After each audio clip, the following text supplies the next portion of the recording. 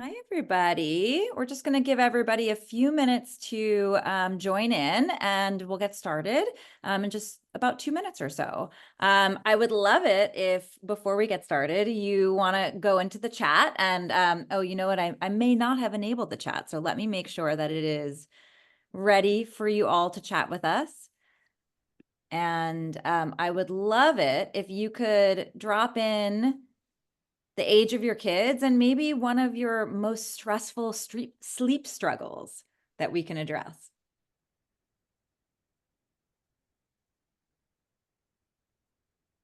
Jessica, I don't know if I can see the chat, so you'll have to maybe be my eyes on the chat.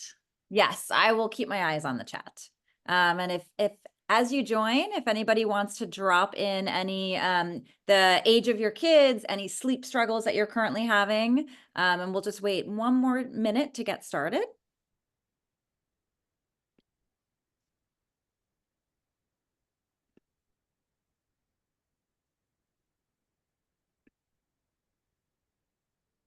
Hello, everybody. I see we have a few new people joining us. So we're going to get started in just a minute, but feel free to drop into the chat if you have the age of your kids and if you have any pressing sleep questions that you're going to want us to address.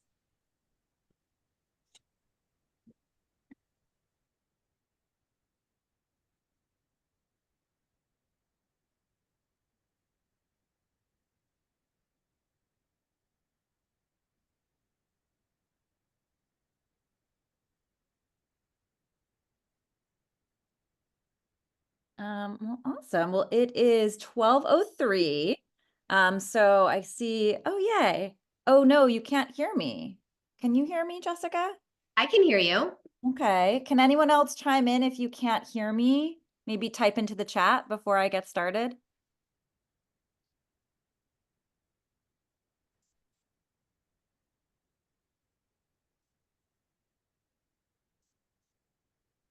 All right. Okay, great. So hopefully, Anna, it's just an issue on your side and thank you. Okay, great. So I'll go ahead and get started.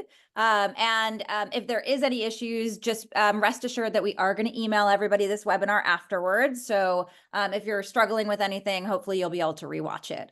So welcome, everybody. I am Jessica Palais, and on behalf of Vivvi, I am so happy to welcome you here. I'm our director of communications here at Vivvi, and I am also a mom of two. So I have had plenty of sleep struggles in my house.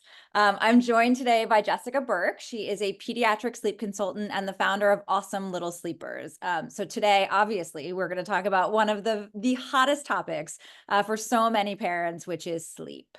So in my role here at Vivvi, I get to chat with parents about a lot of things related to child development, but nothing comes up as much as sleep. I can assure you of that, especially around the holidays. I get it. I have been there. There are all sorts of things going on during the holidays, kids straying from their routines, having to build naps into sleep schedules, pressure from your family to just let them stay up a little bit later, and so much more. So we are very lucky to have Jessica here today to help us before the holidays really hit.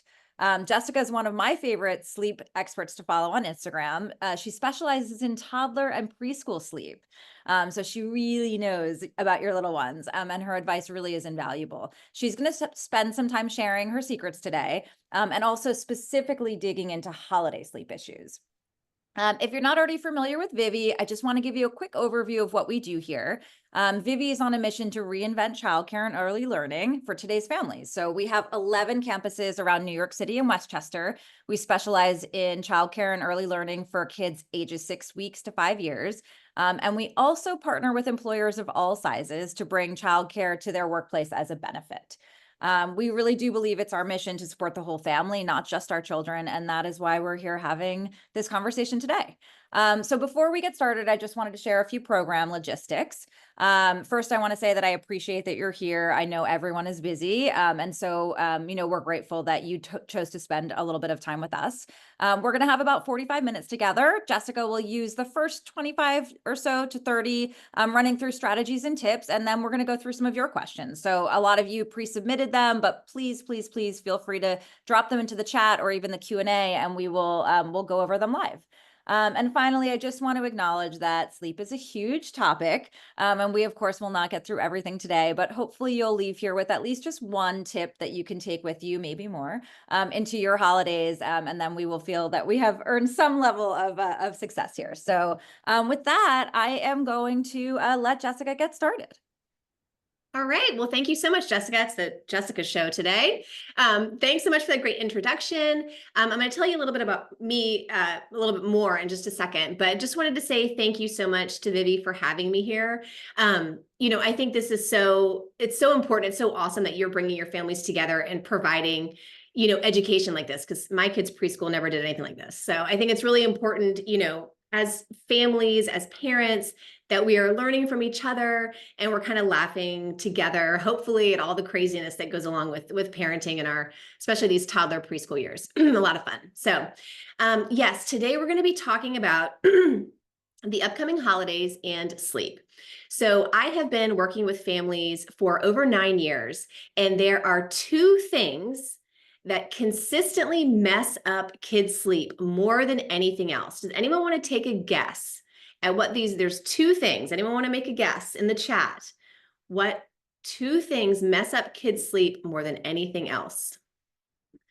Well, Can I guess maybe teething? Is that? okay, teething is Yeah. huge.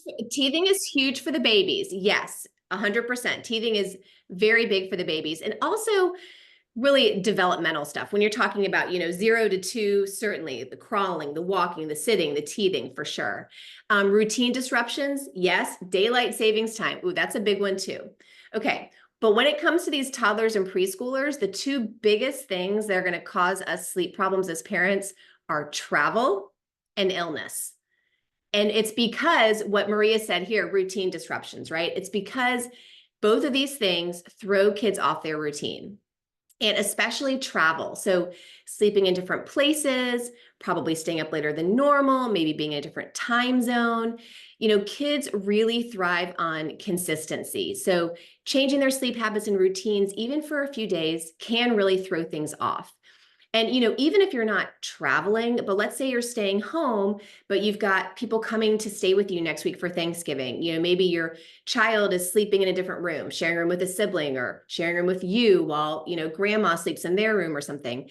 Just having a different sleep space can even throw things off.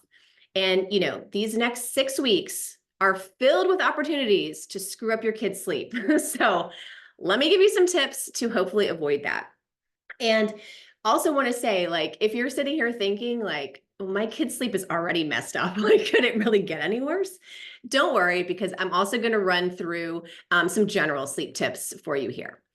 And I've got a bunch of y'all submitted some questions in advance. So I have those, and a lot of them are answered within this presentation. So I'll kind of call those out too, but I will leave time at the end for some more Q&A. Okay. So let's jump in. I hope you guys can all see my slides that I've prepared for you over here. So, okay, nice to meet you. I am Jessica Berk. Just want to tell you a little bit more about me real quick. As Jessica mentioned, I am a certified pediatric sleep consultant, and I'm really the only sleep coach that specializes in older kids, so toddlers and preschoolers. Because, sleep training your baby is one thing when they're, little babies in a crib, it's one thing. Real different once you move to a toddler bed and your kiddo is older, they can get out of bed, they can run around, they've got opinions, they really know how to lay on that mommy guilt, right? A lot of fears start to show up around this age, some separation anxiety. So the sleep challenges are real and they're very different from when you had a baby. So as you may have guessed, I came into this business firsthand with my own kids' sleep struggles. So this is my family. This is me and my husband, Ryan, and our 2 daughters. And so on the left is us back in 2014. And both of my kids were toddlers, and the whole thing feels like a blur, especially family picture day when you're trying to get everyone dressed, keep everyone happy, get out the door. It's always a tough day. But I remember this because my little 3-year-old, we just moved her to a toddler bed. And she'd always slept great in her crib. And then all of a sudden, I'm telling you, she might have slept good there for a week. And then all of a sudden, she didn't even want to start the bedtime routine. She wouldn't even come in the room with me. She wouldn't read books. all of a sudden I had to sit in there with her while she was falling asleep, which I'd never done before. So like, I'm missing time with my older daughter. I'm missing time with my husband. I'm like, what is happening? And then I start to see her in the middle of the night. She's wandering around the house. I'm like, oh, this is dangerous. She's trying to crawl in my bed, which she'd never slept in my bed before. So I'm like, what is happening? And back at this time, no one was talking about older kids. I still don't think people really talk about the challenge that it can be with older kids and sleep. So at this time, I took the rather drastic step of getting certified as a sleep coach, really to try to figure out a way to help myself, to help my own life situation. So luckily, I was able to figure out how to get her back to her good sleep habits. And then I knew I could help other people. So fast forward to today or last year, this is our family pictures from last year. Now I have a thriving business called Awesome Little Sleepers. And I've had the pleasure of helping over 8,000 families get their kids to be awesome little sleepers. So that's kind of my history. And I am the creator of the REST method. So the REST method is a proven 4-part method to get your strong-willed toddler to fall asleep happily before 8 p.m. and sleep by themselves for 10 to 12 hours through the night with no wake-ups. And I sometimes say this to people and they're like, yeah, right. But the truth is, this is how much sleep your kid needs to be getting. This is what good sleep should look like in your family. This is what is possible. This is what your child needs. So I'm going to tell you a little bit about the REST method, especially if you're one of those families that's thinking that you don't have good sleep habits to start with going into the holidays. This will be really helpful for you. So the REST method is an acronym, and it explains basically what I call like the 4 main ingredients of awesome sleep. So you have to understand what each piece is so that you can kind of optimize and fix each piece so that your kid can fall asleep independently and sleep through the night. And this REST method is what I teach families in detail inside of my online sleep course called Sleep Tight Without a Fight. So let me walk you through briefly like what each letter stands for to give you an idea of how to kind of start to set that foundation for good sleep. Okay, so like I said, it's an acronym. So we're going to start with the letter R. R stands for the right sleep schedule. Now, so many times parents overlook this. They think that the schedule isn't that important. Bedtime, probably not that important. You know, whether or not they nap, when they nap, not that important. But it really is one of the most important ingredients of good sleep. If you don't have the right schedule, sleep is always going to be a struggle. And that's because science tells us that our body has times during the day at when we are different ages where sleep comes more easily to us. We call them like our sleep windows. And so when you time sleep well, it's just easier for your kid to fall asleep. So you really have to be able to understand what your kid's sleep schedule should look like. You know, how do they communicate to you that they're tired? When should they be napping? When should they be dropping their nap? When should they be going to bed? When should they be waking up? Stuff like that is very important to understand. So let's do a quick little check-in to see if you already have the perfect bedtime for your kiddo. So you're welcome to answer this in the chat if you want. I'd love for you guys to jump in here. So this is how to find out if you have the right bedtime. Does your child fall asleep within about 15 minutes of lights out? Like 5 to 20 minutes is probably average. Do they sleep all night with no wake-ups? Do they sleep until at least 6 a.m.? And the last question is kind of, are they doing that consistently most nights of the week? So if you can answer yes to these, can anyone answer yes to all of these? If you can answer yes to all of these, then that is a great sign that you already have the right sleep schedule nailed down. So this is what you really want to look for to say, yes, I've got the right bedtime for your kiddo. Y'all are saying yes, but not all nights. Yes, but what about waking up cranky anyway? Most of the time, yes, barring illness. Okay, and then we have a no in here. All right. My 5-year-old, yes, my 3-year-old, no. Okay, so if your kiddo is doing these things but waking up cranky, Maria, just to kind of note in here, I would move bedtime even a little bit earlier, about 15 minutes earlier if they're still waking up cranky, not getting enough sleep. Okay, so having the right sleep schedule is so important because, like I mentioned, The goal is for our kids to be getting 10 to 12 consistent hours of sleep every night. Consistent means no wake ups. Like you're not seeing them at 1 a.m., 3 a.m. and having to like do a bunch of stuff to get them back to sleep. It's like you put them to bed and you don't see them for 10 to 12 hours. And this is really how your child should be sleeping. And I always like to note in here, parents, we also need sleep. Yes, that is true. We need 7 to 9 hours of sleep too. And so the number one thing that you can do to really help your kids achieve this much sleep is to make sure if your kid is under 6 years old, the goal is for them to really be asleep by 8 p.m. Okay, so moving on to the letter E. So the letter E of the REST method stands for excellent bedtime routine. So let me explain what I mean by bedtime routine. So what I call the bedtime routine is what happens the last like 10 to 15 minutes in your kid's room before lights out. I don't really consider a bath part of the bedtime routine because some people don't do that every night or don't do it right before bed. So I'm thinking like, what are the steps that happen right before bed? And it really should be a predictable order of things that you're doing because it really sets the tone for sleep. So if it's just kind of like willy-nilly and you're just kind of like randomly getting pajamas on, brushing teeth, reading books, and it's not really ordered and you're chasing your kid around the house or your kid's asking for 10 books, then it becomes kind of a hectic, battle-filled evening. And that's really not what we want because it's late. Everybody's already getting tired. Maybe people are already a little cranky, kids, parents. So the bedtime routine really sets the tone for sleep. So we want it to be as consistent and organized as possible. So this meme always cracks me up. So it says bedtime is the leading cause of dehydration in children, right? So this is especially what we see with like our 3, 4, 5-year-olds. They're crafty. All right. I mean, that's an understatement, right? They're crafty and creative. And a lot of times we see some really, really, really expert stalling maneuvers out of these kids, like being so thirsty they're going to die, starving to death. And these are things as parents, it's tough because you're like, well, maybe you are hungry, like you didn't eat great at dinner, or maybe you are thirsty. So it's hard to know. Having to go potty 87 times, needing to give you 100 more hugs. So I'm sure that you guys are seeing this kind of stalling stuff from your kiddos. You can tell me a funny story in the chat if you want about how creative your kids can be at night, because I've heard some seriously crazy things.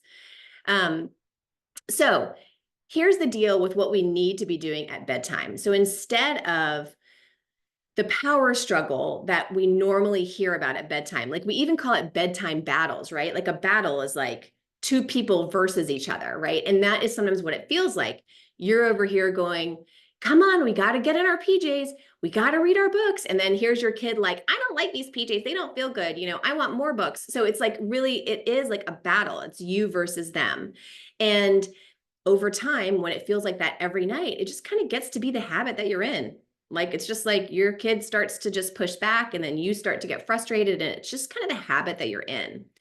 So what I teach families to do when it comes to bedtime is like flip the whole thing on its head. And I teach families how to work with their kids to create a bedtime routine that the kids really like and feel some ownership over. Because if we know anything, we know that our like toddler and preschool age kids want to have control, right? They want to be in charge. They want to be the boss. They don't want to leave the park when you say. They want to try to put their shoes on by themselves. They really want to have that control. So I teach families a way to really give your kids a sense of control so that they're the ones leading the bedtime routine instead of you chasing them around the house and being frustrated with them to try to get them through it. And so you can work with your kid and even write out a little chart, like a step-by-step chart of what needs to happen during the bedtime routine and put them in charge of it. Tape it on their wall, and really give them some ownership over it. Oh, Jessica, you wrote in the chat, my favorite excuse is when my kids' stuffies are thirsty for water. Oh, I don't know. That might be a new one. Critical stuff here. Yes, your stuffed animals do need water. It's very important. Don't forget about them. So when you learn how to set up a bedtime routine where your kid is actually involved in it and has like a sense of ownership, it's going to go a long way to make it feel much more cooperative, calm, organized, and efficient and peaceful and like cozy. That's what we want, right? Like we want our bedtime routines to be sweet with our kids. We want them to be lay in the bed and or sit in the chair and read books and be cozy together. So giving them a sense of control is a great way to do that. Okay, moving on to the letter S here. So S stands for solo sleep strategy. And for most people, this is when they think about sleep issues, this is kind of the first thing that comes to mind, which is your kid cannot fall asleep without you. So this is what I see so many times with families, and this is really the biggest issue, is that parents get so used to helping their kids fall asleep, whether that's laying in bed with them, like, snuggling them, even just sitting in the room, laying on a mattress in the room, holding hands, all of those things that parents get in the habit of doing that helps their kids fall asleep can easily become something that your kid is relying on and literally can't fall asleep without. If you're in this situation, you know exactly what I'm talking about. Like you're thinking, well, I could never have a babysitter because like, who's going to like lay in bed with my kid for an hour and a half while they fall asleep, And so you've really got to help your child learn how to fall asleep without you if you want them to be able to sleep consistently through the night, if that's important to you. Because when your child cannot fall asleep alone, they can't stay asleep alone. Meaning, like, if you're there when they fall asleep, they're going to wake up in the middle of the night, realize that you're gone, and have to come find you. Because nobody sleeps through the night. We all go through different like stages of sleep. And if you're like, let's say you're sitting next to your kid's bed, holding their hand while they're falling asleep, inevitably after however long, you're able to like army crawl out of there, right? Sneak out of the room, and then you're free. Well, what happens is later in a few hours, your kid's going to move into a lighter stage of sleep. They should just be able to like roll over and not really wake up consciously, but they're going to realize you're gone because you've made yourself like an integral part. Like you're just as important as the sound machine or the nightlight or the lovey or the pacifier. Like you are key. They're going to realize you're gone and you have it set up so they don't know how to fall back asleep without you. So then they got to come find you to do the thing again. So that's the problem with staying with your kid when they fall asleep is your kid can just get super reliant on that and not be able to sleep through the night. So what I want to say about this is that it's really, really important for us parents to remember that the ability to fall asleep is innate inside all of us. When we are born, nobody has to tell us how to fall asleep. We don't need help falling asleep unless we have some kind of major health issue. This is an innate skill that we all have. We don't have to be taught this. But over time, we can develop habits that cloud that ability. So, we as parents are trying to do everything we can to get our kids the sleep that they need. So we may start habits. I don't want to call them bad habits. They're just habits, but like nursing to sleep, rocking to sleep, rubbing backs to sleep, laying together, holding hands.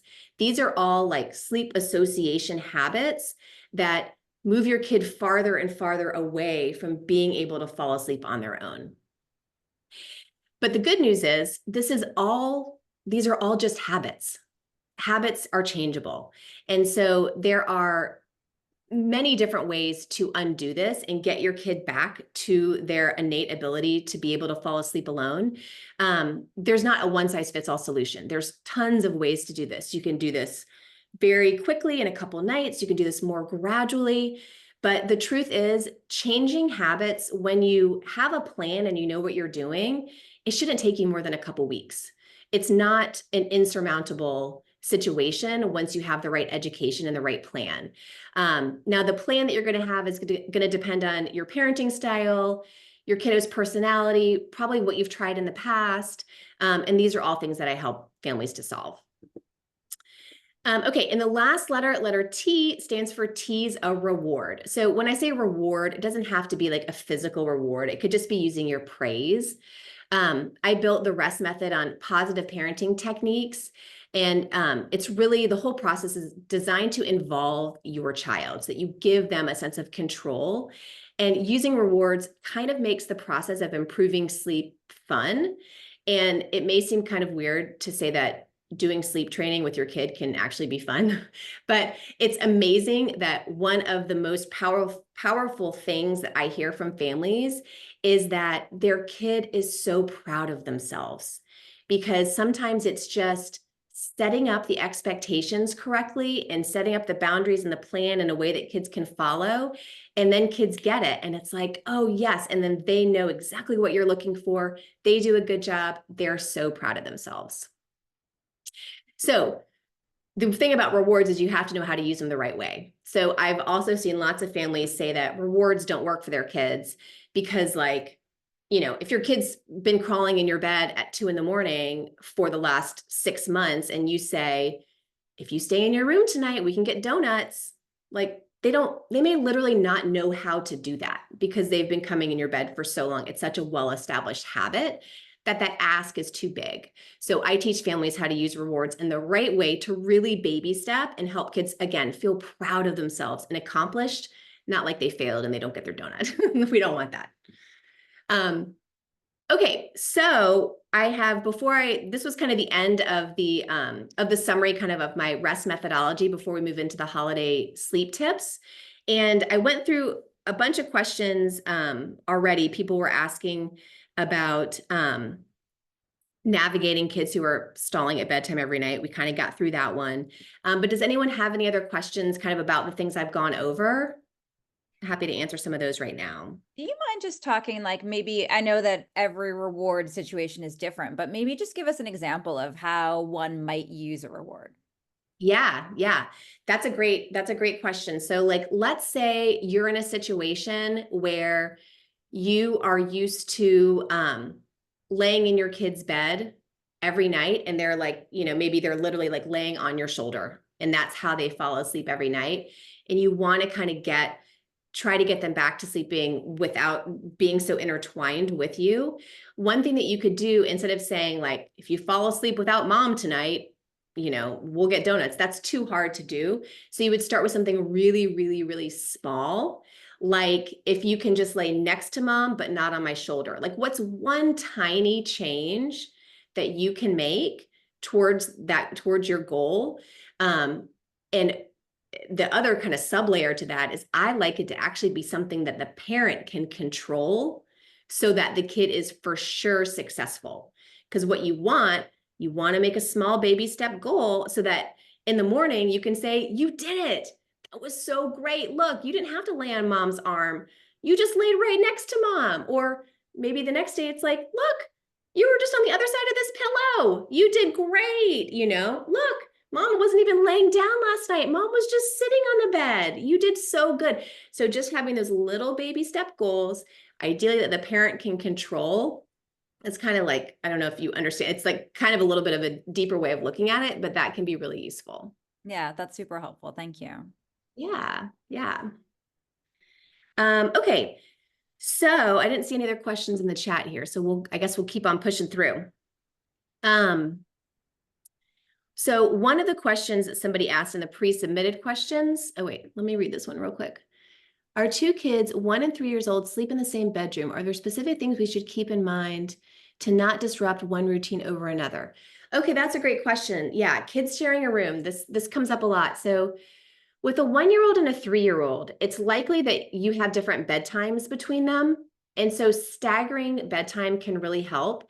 So I'm guessing that your 1-year-old probably, well, I guess it depends on their napping. If the 3-year-old doesn't nap, they may go to bed earlier than the 1-year-old if the 1-year-old is still taking 2 naps. So kind of depends on the exact situation, but I would say staggering bedtime can be really helpful. So you get, like, let's say it's the little one that you get down to bed first. And then once they're asleep, you can do the bedtime routine with the 3-year-old. Even if you don't do it in the bedroom, maybe you have to do it in a different location, but then maybe you do the last couple minutes quietly where maybe you're doing a few minutes of snuggling together. And then you do that when the 1-year-old's already asleep, so they're not disrupting each other. That's the idea with that staggering bedtime. Okay. So somebody asked this question from the pre-submitted questions, how to allow for occasional change from a set pattern without taking major steps backwards. And this is a great transition question to us talking about holiday sleep tips, because it's my number one tip. My number one tip for how to make sure your kid's sleep doesn't get terribly screwed up during travel and holidays is to start good sleep habits now. So, well-rested kids are actually more flexible, if this makes sense. So, a kid who is sleeping 10 to 12 hours through the night, has those good sleep habits 80% of the time, they can actually be more flexible when their sleep situation and routine is off. So if they need to skip a nap, if they need to stay up late, it's because they've built up what I call sleep muscle memory. So sleep comes easily to them. They know what it's like to fall asleep. It's not foreign. They already have these good sleep habits compared to a kid who doesn't, who has trouble falling asleep, who fights falling asleep because they're already overtired. They've got all this cortisol. They don't have that sleep muscle memory. So the best thing to do is really start those good sleep habits now in your everyday life. Another kind of way to think about it, which I think is like a good visual, is like a sleep tank, right? So if your kid 80, 90% of the time in their regular life has a pretty full tank of sleep, if they skip a nap, if they go to bed late, if they accidentally pee the bed or have a nightmare and are awake one night of the week, it's not going to totally throw them off because they have this kind of full tank of rest that they can fall back on. And then, contrasting on the right side with a kid who's, stalling at bedtime, not falling asleep until 9 or 10 o'clock, getting up at 5 in the morning, only sleeping for like 9 hours or less. Those are the kids that are like always running on empty, right? Like their gaslight is always on. They're just kind of at this permanent state of like chronic overtiredness. So then you layer in skipping a nap or staying up late because they're sharing a room with their cousin or something, that can really throw them into a spiral. And you can see a lot of stuff with behavior in that situation because they just don't have that good sleep to fall back on. So really working on sleep on a day-to-day basis is one of the best things that you can do. Okay, my second tip here is to match their sleep space. So let's say that you're going to a different location. Maybe you're going to grandma's house, or maybe they're even sleeping in a different spot in your own house because you've got guests staying with you. Just make their sleep space as familiar as possible. So that includes like their favorite lovey, their sound machine, their nightlight, even their bedtime books.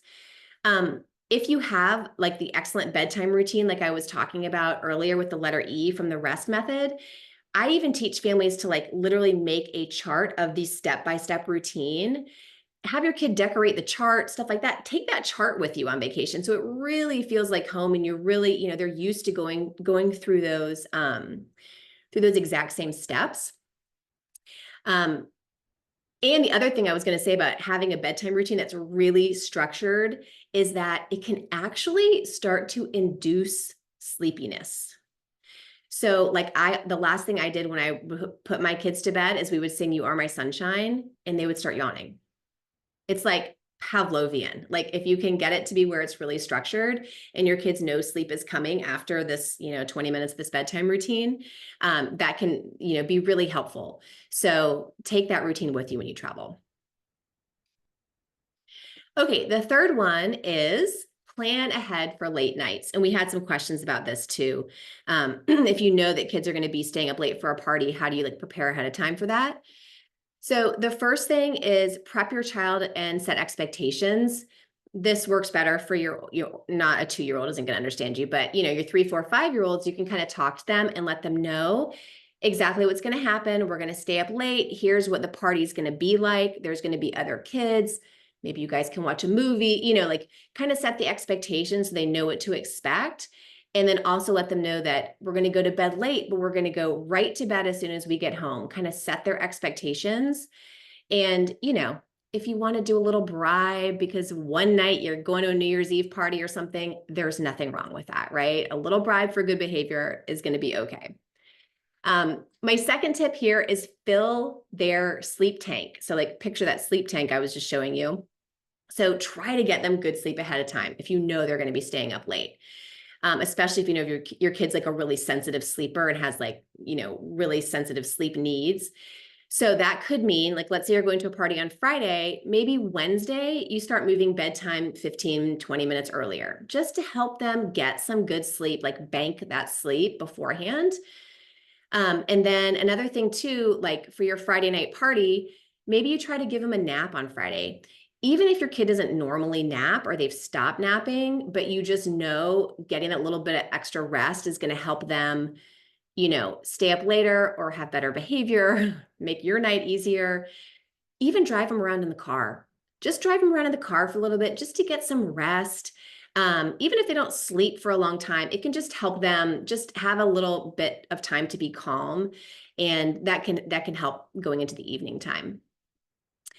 Take PJs with you. I think this is a major one. If you know you're coming home late, change your kid into PJs before you leave the party so that if they fall asleep in the car, you can hopefully transfer them easily. Or, if not, you're not going to have to do the whole changing when you get home thing. It'll just be easier for you taking their PJs. You can take your PJs too. That would be great. And then the next thing is just heads up, be like mentally prepared for an early morning. So most of the time when kids go to bed too late, they wake up too early. That's the typical biological thing that happens. Kids who go to bed too late, wake up too early. I mean, like before 6 a.m. So that might happen in the situation. So just be mentally prepared for that. Maybe you do that nap for them that next day, and definitely probably that early bedtime that next day to help them get back on track. Jessica, I have a question related to that. So, similar to this idea of like, if you be ready for an early morning, what if your child the next morning after staying up late sleeps and keeps sleeping? I know we talked a lot about the importance of routine. At a certain point, should you wake them, or do you want them really to like keep filling their tank? I know, when my kids were toddlers and preschoolers, during breaks especially, they would be later nights, later mornings, and I was always confused as to whether I should just like let a kid sleep if they need to sleep, or or wake them. I think it depends kind of on how late they're sleeping and how long you're going to be like in this holiday situation. Like if you're going on vacation for a week and your kid will sleep in a little bit and they're staying up late, I think it's fine to just let that go. But if you're looking ahead to like coming back to school after, January 1st or whatever, and you're going back to work, kids are going back to school, then I would definitely give 3 days where they're getting up at their normal time. So even if you have to wake them up, get them to bed early, start to wake them up to get them back into that routine. Right, that's helpful. Yeah. I don't think it's not a big deal if it happens for a night or two. But yeah, you don't want it to go on for too long or to happen too close to when they need to get back onto their regular schedule. Yeah. I find, as you let them sleep later, then suddenly they want to stay up a little later, and it becomes, it creates that cycle. Yeah, it creates that cycle. I mean, the best way for everybody to sleep, like even adults, is to go to bed around the same time and wake up around the same time 7 days a week. I mean, that's what doctors will tell you is the ideal for everybody. But in situations like this, life is life. And if they're going to stay up late and they're going to sleep in a little, I would say for sure let it go, but just give yourself time to get things back on track. Cool. Thank you. Yeah. Okay. So this is my number 4 sleep tip, and this is major too. And someone did ask about this in one of the questions that was pre-submitted. Someone said, "Oh yeah, how to make smooth transition from sharing a room while traveling back to sleeping solo at home," which is such a good question. So if your child sleeps in their own bed at home and you want it to stay that way, I strongly recommend that you avoid co-sleeping when you travel. Of course, this is dependent on the child, but I will say, y'all will be shocked at how many people my phone is ringing off the hook in January with people who are like, "Oh my God, my 4-year-old has never slept with me a day in his life. And we had to share a bed when we were at grandma's house. And like, I cannot get him in his own room again. Like, what is happening?" And it is just because kids are such creatures of habit. And maybe they never thought sleeping with you was an option. And now that they've seen that it is, they're like, hey, I'm only going to do this now. So you really just don't want to start any habits that you don't want to come home with. Like, don't start any bad habits, is basically the headline here. So if you do have to share a room, because life again is life, and your kid's not always going to have their own room when you're traveling. I mean, you may have to stay in a hotel or whatever. So you just need to think about keeping their sleep space separate from you, which requires a little bit of creativity. So here are some top tips for making sure that their sleep space is separate so you can avoid that co-sleeping. Pull-out couch is always a great idea if that's an option. If you're in a hotel, you can ask them to bring in a rollaway cot that your kid can sleep in. Even making a pallet on the floor with a sleeping bag is an option. You could use like a blow-up pool float as a little mattress, or a yoga mat or a couple yoga mats with a sleeping bag on it. They sell, like this little girl is laying on, it's like a fold-out toddler cot that you can buy and travel with. The top right picture is an inflatable toddler bed. So if you travel a lot, it's maybe worth investing in something like this. They're not terribly expensive. I think the inflatable one's like $80. But if you travel a lot, or you're staying at grandma's or something, you may have one at their house. This could be an easy way to give them their own sleep space if you have to share a room. Or even like this little teepee picture. I mean, you're probably not bringing that teepee, but there are those really easy to fold up kids tents and stuff that you could bring with you. And like a company like Slumber Pod sells different like kids kind of tents, but it's the same kind of idea as any old kids tent. And the thing about this is, if your kid's going to be sleeping like this, you may have to sell it a little bit. Okay. You may have to like make it seem cool. You maybe have to call it a camp out or something like that. But if you sell it, your kids will believe it. Okay. You're not like, all right, buddy, you got to sleep on the floor. Sorry. Like, you have to like sell it a little bit. Right. So there's a cool tent, or there's a cool cot, or whatever it is. So if you think it's cool, they're going to think it's cool. One tip on this, if they are going to be sleeping in like something like this or in a different kind of situation, you may want to try it one night in their room before you go out of town, just to get them used to it if you want. And then, okay, my last tip, I've got my fifth tip for you here. And someone asked about this too in one of the pre-submitted questions, is get back on track quickly. So this is, I think, the best tip. So no matter what happened when you were traveling, once you are home, back to normal on night one. Don't let it go, because at least you have the separation of, we slept like that when we were in the hotel, but now we're home and now we're back in our own sleep space. So don't bring any bad habits that you may have started because you had to.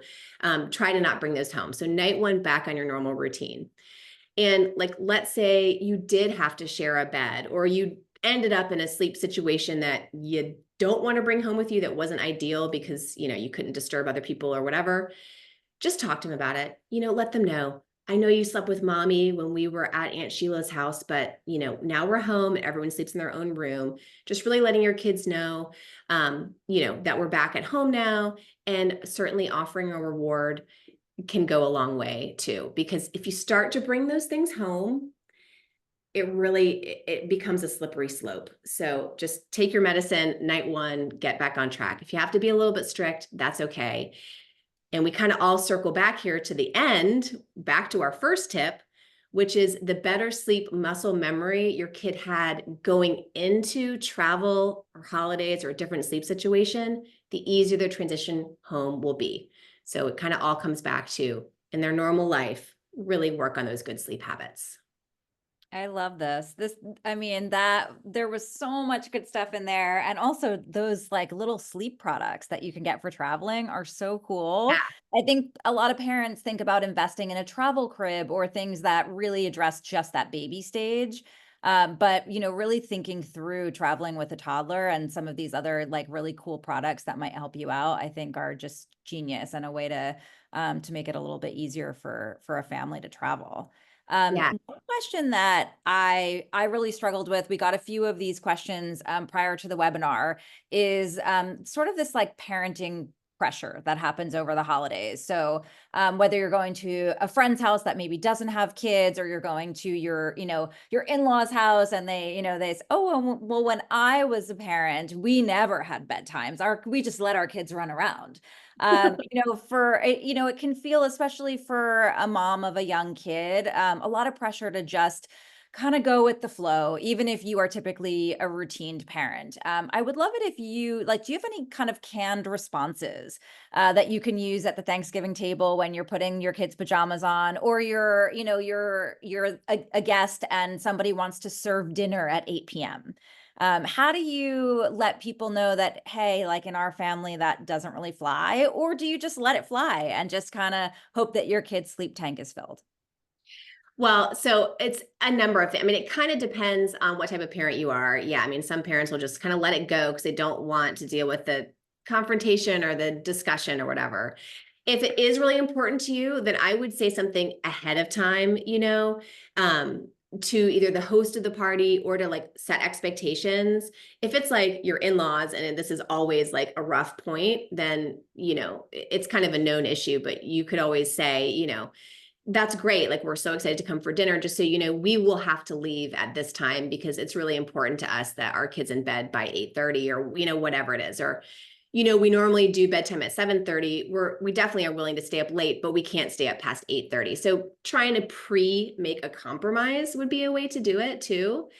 Um, Another thing that you could also do is, if you wanted to kind of make light of it, I think if you know that your kid's behavior is going to be like this starting at like 8 o'clock, you can always maybe make light of that. Like, okay, you guys like really don't want to see her at 9 p.m., like making a joke of it, to kind of put the onus back on, how important sleep is. And it's not going to be, a fun party if she's here at 9. I think that's such great tips.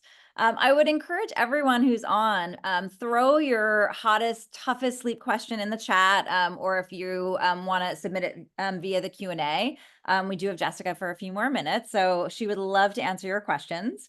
I did have a couple more that people submitted in advance that I could go over with you while we wait for people to chime in. One of the questions that we got was about going on vacation and actually like kind of setting your schedule, especially if you know that you're in a place where eating is later. Should you be trying to build in regular naps during the day? How can you balance your baby's schedule or your child's schedule and things like going out for meals, seeing, being a tourist, or visiting family? And like, should you try to set out to do that in advance? Any suggestions there? Yeah, absolutely. I always encourage people to prioritize your kids' sleep just like you would prioritize their meals. So you wouldn't leave home right before lunch with like no idea how your kid's going to get fed, because your kid's going to get hangry, right? So you have to think of sleep the same way. Like, if you know that your child is going to, survive the day better, have better behavior, be a happier kid if they get a nap, then see if you can think about, leaving her sleeping at home with grandpa while you go to the mall with grandma. See if you can kind of delegate that. Or you can even, depending on the age of your child, especially if you have babies who travel a little bit easier and can kind of sleep in the stroller, just kind of plan to be somewhere where, either the stroller is still, if you're eating, and you can kind of be rocking the stroller a little bit during nap time. Just kind of prepare the schedule a little bit in advance. Certainly as our kids are older, 3, 4, 5, that's going to be less and less easy. But they can certainly sleep in a car. So if you're driving somewhere, kind of just see if you can plan ahead so you're driving over nap time so they don't have to skip that nap. And then again, I think just preparing ahead, if there's going to be one day where they're not going to be able to take a nap, it's going to be late, just think what you can do in advance to help prepare them for that. And then just also know on the back end of that, you may need a nap and an earlier bedtime and stuff like that. That's super I think, helpful. yeah, thinking again what their normal sleep needs are and how you're going to get the best version of your kid out of that Yeah, day. I love that, comparing it to meals. That's such a smart thing to think about. Yeah. One other question that we got in the Q&A was talking about time change. So going to California over break, how do I A, prepare for that, and B, kind of prepare when I come home? Yeah, going to different time zones it just is tough. So the younger the kid, just the tougher it's going to be.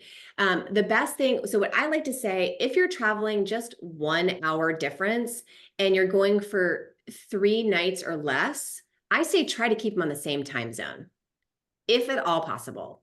So, I mean, there's a lot depending on which direction you're going or whatever, but if you can keep them on the same time zone, then that's the best thing. I think it's something like after 3 days is when our circadian rhythms kind of start to change and you start to naturally realign with whatever kind of time zone that you're in. So if you're not going to be gone that long, then just kind of avoid that. If you are going somewhere where there's a big time difference, like you're going from the East Coast to the West Coast or going to Europe or something, then it's just a math puzzle, right? You got to think about if you can get them some sleep during that travel time and then kind of planning the next couple days. I would say plan for at least 3 days where you split the difference between what they're expecting and where you are. So if you're trying to move bedtime a little later or earlier, depending on which way you're going, I would say spread that out around maybe across maybe 3 days or so if you can. Got it. So incremental movement. Yeah. Yeah. Absolutely. Okay, cool. Well, I know we need to wrap up. You have been so generous with your time. I would just love to just reiterate, and if you want to talk a little bit about the website you put in here as well. Oh, yeah, yeah. I was just gonna say, so I showed you 5 sleep tips today. This is like a free little guide that has 10 tips in it. So if you're looking for some Oh. more holiday guides, this is just a free little download that people can go grab. Love it. Well, we will share that. And also, I know you're offering all of our parents, our families a discount on your services, which is awesome. We will share that in an email that we will send everybody along with the link to this recording. Thank you, everybody, for joining us today. I know that it is not easy to find the time. We appreciate that you did. And feel free to drop us a question at any time. Jessica, do you want to just maybe drop your email into the chat here? Oh, sure. Yeah, absolutely. It's just Jessica at awesomelittlesleepers.com. Perfect. All right, cool. Well, thank you so much, and we will hopefully see you again soon. Of course. Thanks so much for having me, Jessica. I appreciate it. All right, bye, everybody. All right, bye.